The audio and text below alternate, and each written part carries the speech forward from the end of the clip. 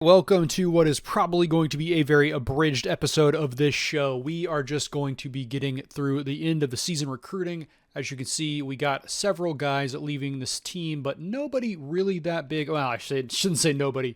Demetrius Williamson, our star wide receiver, is gone, and also Chase Freeman, who was I think maybe our best player, but definitely our best defensive player, middle linebacker, is out of here. And Jaden Bowie, who I don't remember playing a ton, but at 74 overall was probably one of our better cornerbacks, so we are going to lose some solid pieces, but I think the recruits we have coming in are going to be more than enough to replace them. Come on, Daddy. All right, now we are into the off-season recruiting, which means we also have the transfer portal open. But I think for now, mostly I'm going to focus on the guys here at the end who are relatively high on a lot of these guys. I think we're number one for most of them. So we'd like to go ahead and finish off that recruiting, get all these guys in, and then maybe we can look at the transfer portal. The issue is that there's a lot of 2-stars we could pick up here, but not a ton of good players. If we switch over here, some of these 3-stars want us, but it's going to be tough to get any of these guys in. I'll go ahead and go through and allocate our points, and then I will bring you back when I'm ready with the changes I've made. Okay, like I said, I'm pretty much going to try to focus on getting as many of these recruits we're already working on into the team. So we put in time on Butt, It's a family show, y'all. Ash, James, Aguide, Peterson, Presidente, and Becker, all these guys trying to get them in as soon as possible. Most of them are coming in on visits either week 1 or week 2. And then I've gone ahead and just offered scholarships to all these guys who like me already. I mean, they like me. They really like me. You love me.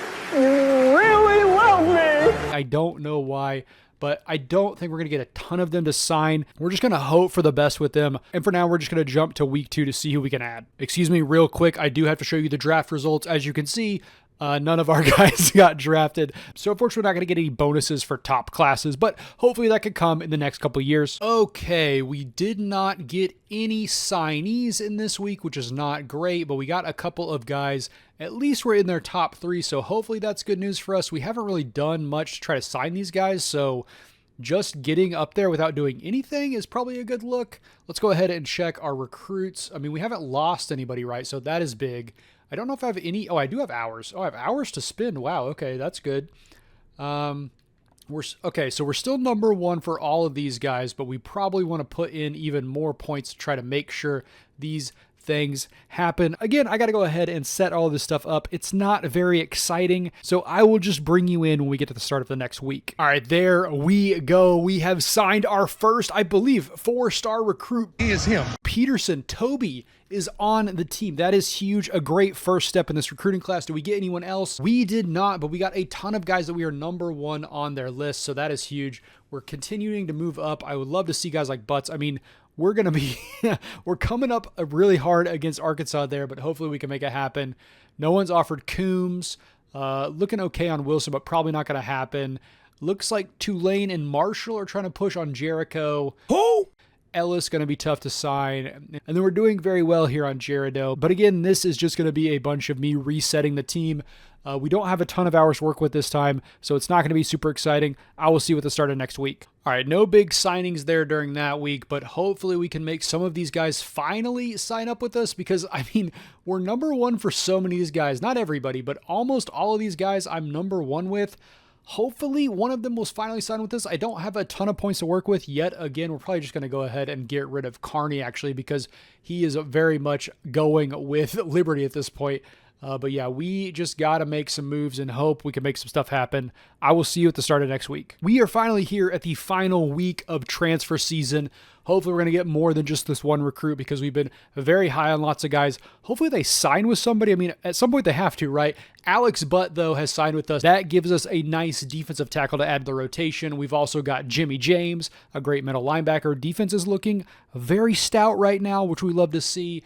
We've also got Curtis Ash, again, another defensive player, right outside linebacker. Who else? Peter Aguide. That is another 4-star middle linebacker. Love to see that. I thought he was an athlete, but I guess he plays middle linebacker. I'm not sure. We'll have to check it when we get into position changes. We've also got Tavian Combs. That's another 3-star free safety.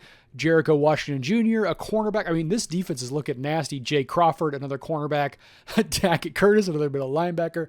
We have, we got a lot of guys on defense this week. That is very, very big for us. Unfortunately, I'm not really sure why we've reached. Oh, he signed. Okay, but Like, I guess these guys did finally sign with someone else, but are there guys who didn't sign with anybody? Because I feel like there was a lot more guys we were looking at number 1 with, but it didn't work out. Let's check National Signing Day and see how we did. So we can look at our recruiting board here. We lost Arajude, but yeah, there was like a punter that we were, a 1-star punter. We actually signed him. We did sign him. Jeremiah Lloyd. They didn't show him. I was going to say, I feel like I offered these guys and they didn't. Okay. But yeah, we got a lot of recruits here. We lost out on Adrian Wilson, which is too bad. Yeah, so we got 31 recruits, which is not too terrible, honestly. I guess these guys that didn't announce they signed with us did actually end up signing, which, like, we'll take it. Like, I didn't see Vi Presidente make it up there, but he's up here now, so that's huge for us. Everything is looking good. Let's see where our class ranked at the end of this little window. And can we get a top 50 class? That is what we're hoping for. We got a ton of players. Oh my gosh, we're 42. 2 4-stars, 23 3-stars, only 4 1-stars, just barely below SMU, which is a top 10 team. We had a monster recruiting class. I mean, look at Coach Prime down here. Coach Prime only 46. Come on, y'all. He's got to get better than that. We don't have the star power, but we have enough players to make some noise, and hopefully that star power comes very, very soon. Let's go ahead and look at positional changes, see if there's anybody we need to really change here. Now, the thing is we do have some athletes. Maybe. Oh, I guess they just automatically change for you. All right, so here we go. Okay, sorry. I'm not sure what all you saw, but I finally went ahead and figured out where these athletes are, so we got to change their position. I'm going to guess, so it looks like he wants to play outside linebacker. How do our outside linebackers look right now is the real question. We have we have a 73 here. Bimbo plays on the outside over there.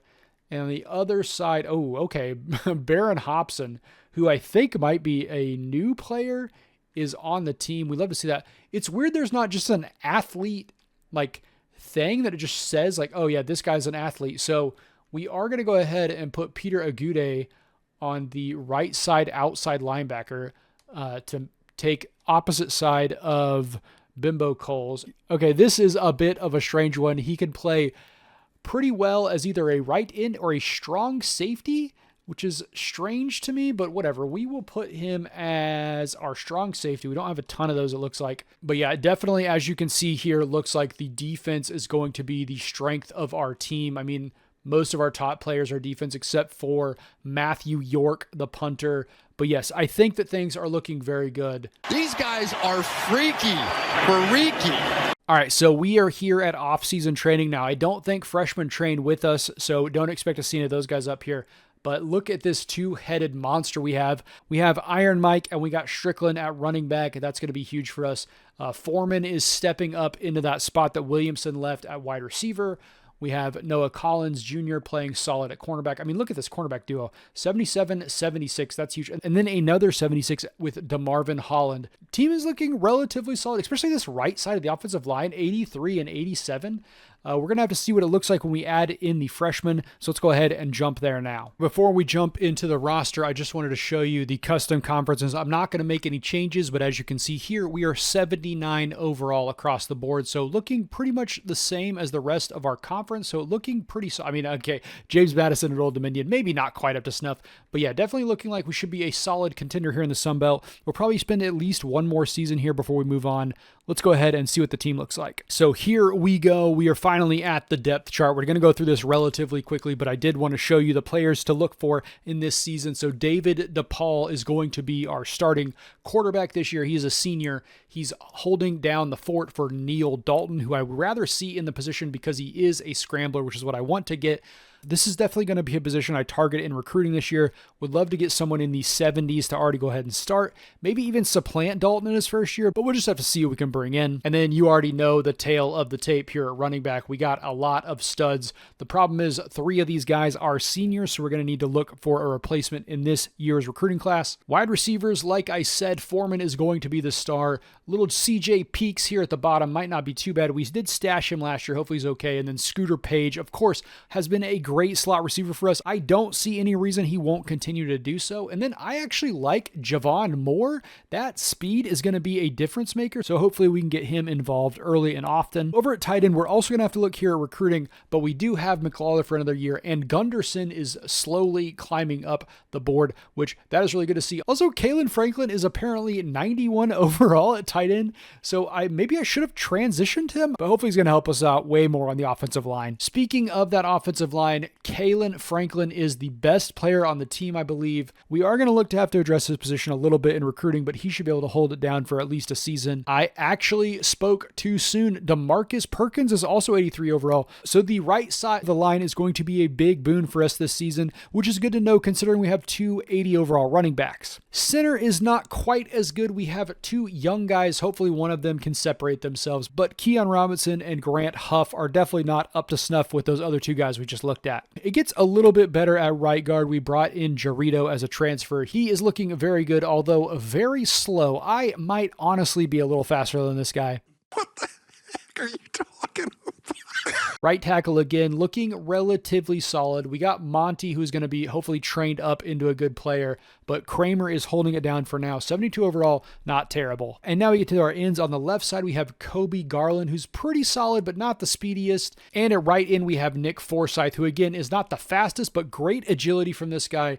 The thing is, this team definitely relies on our outside linebackers, so that's where we're going to be bringing most of our pressure. Over in defensive tackle land, now this is huge. Toby Peterson is already tied for the best player at the position, and he is a freshman. Now, Deshaun Weeks is going to start over him for this season. We might even redshirt Peterson, but he is already looking like a future stud.